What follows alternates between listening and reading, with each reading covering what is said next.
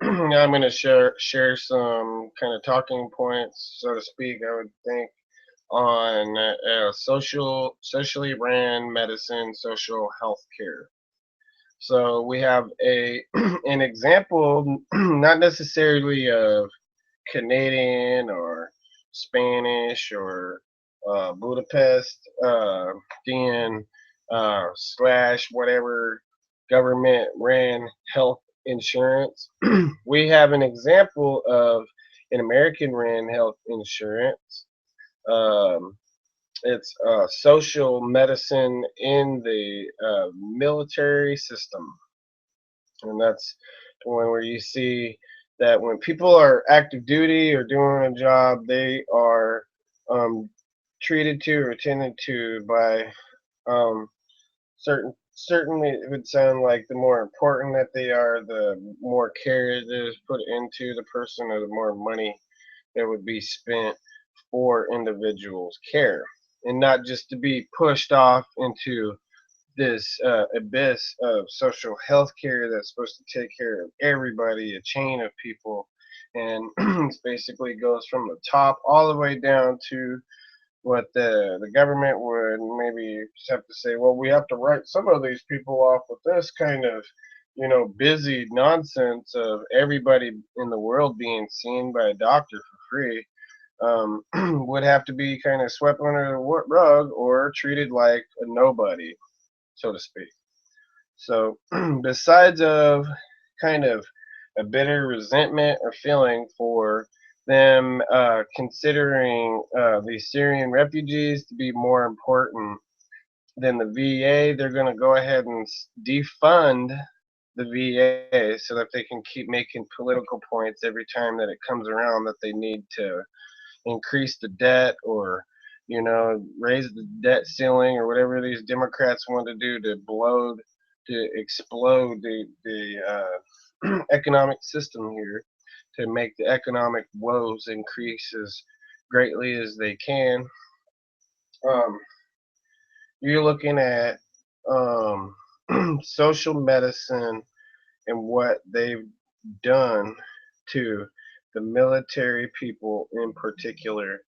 And I even know of stories that I've seen firsthand, having a military veteran parent, seeing people that were purposely let to die, swept under the rug, um, and the person's life. It wasn't that it didn't matter to the people that were treating the person around, or these people that were swept under the rug or treated like they're nobody.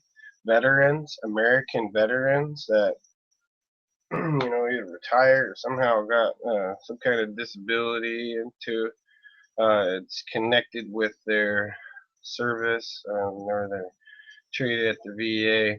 It's not the people necessarily treating them or the nurses and doctors around them. It's the fact that they defund saving the person's life when it comes down to it. And it still gives a great perspective on your own personal position.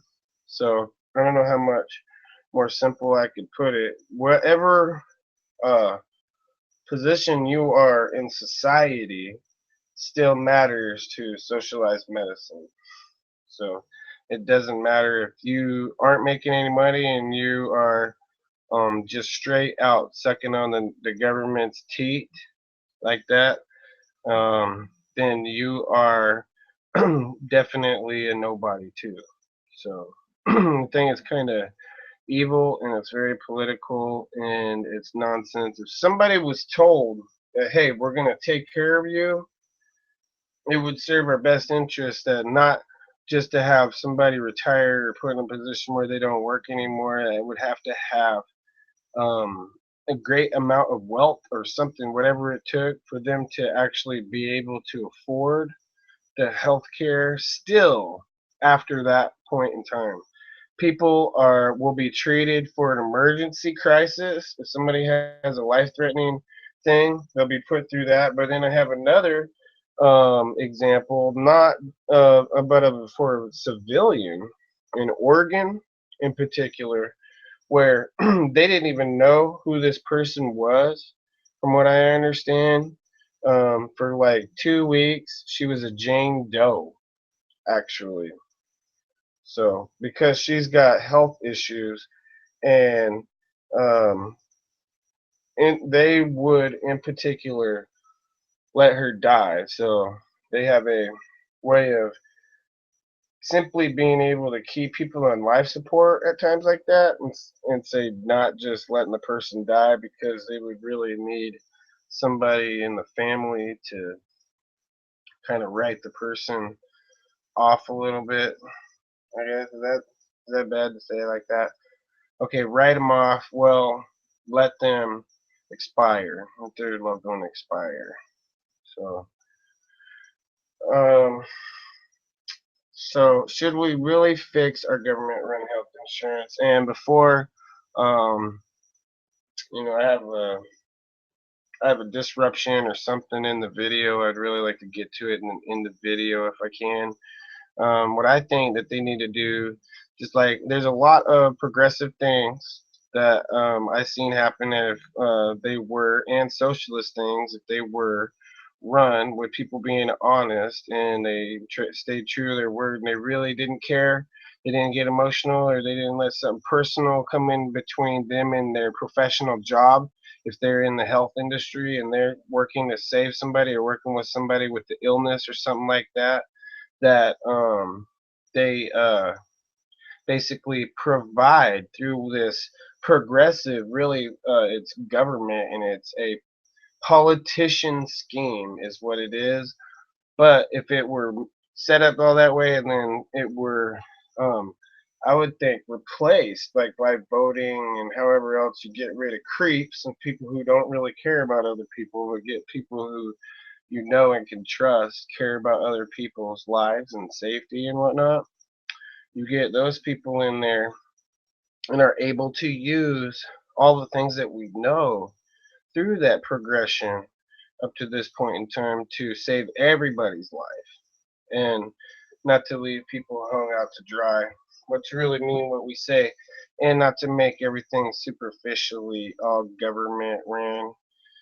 So I want people to be able to, like how they do in Oregon, say if you have a low income and you were to try to buy a house out in Oregon, and you qualified and you had good credit or whatever it took and the money to put down on one of their houses out there, you could buy a small house and you'd be paying for 30 years maybe, or I don't know how long, but you'd be into the government for a fixed rate and whatever they've got you on. But in the meantime, while you're doing that, you can take what you put into the house, all your equity, and you can convert it into a new loan, a new house loan, so you can get out of the government um, contract that you're in for the house and move to maybe a better one, or one that you're more comfortable with, that because it will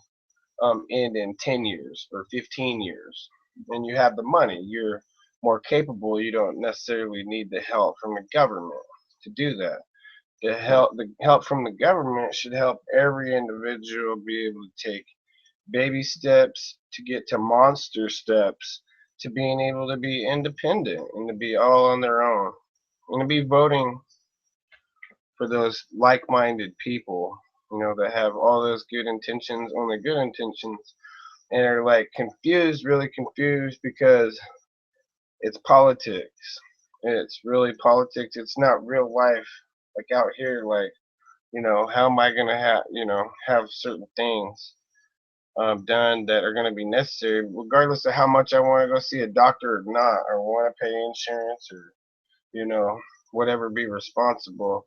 It's gonna come down someday where I'm forced to have to go out there, and if I haven't paid my fair share for the insurance, and I've opted out, and then I've abused the system and just used uh, the medical establishment without having the insurance and without paying it, you know, then I'm not saying that you're going to be cut off. I'm saying that stuck in a complete position there where you don't have money, millions of dollars in your bank or whatever it takes to do that. But people have insurances so that they're covered for that, and they all need to be independent. So my opinion, or what I was going to say, was don't kill or defund Obama care or whatever, the government health insurance. um, Make it so that people can be on that to take baby steps and then giant steps. Don't lie to anybody. Be upfront with them that this is what you put into it. So that's what you're basically going to get back out of it, and that's just reality in life. So, but give everybody their own individual opportunity to take all those steps necessary to opt out of Obamacare and get back to their own private insurances.